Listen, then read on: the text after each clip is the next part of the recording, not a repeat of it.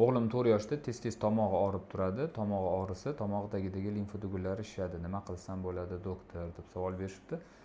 Bu holatda angina bo'lgan paytda ko'pincha jag' osti limfa tugullari ham kattalashadi. Buni ko'pincha normal holat deb qabul qilinadi. 15 kun, 20 kun yoki uzog'i bilan 1 oy vaqt o'tgandan keyin bu limfa bezlari so'rilib ketadi.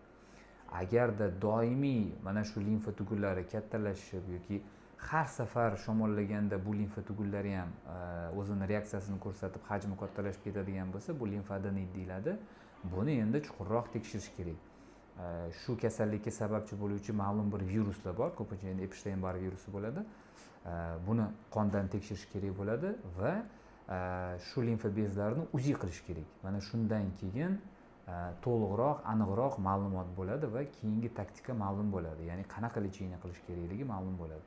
Endi 1 oyda yoki 3 oyda bir tomog'i og'rib, limfa bezi kattalashishi bu juda ham qo'rqinchli holat emas.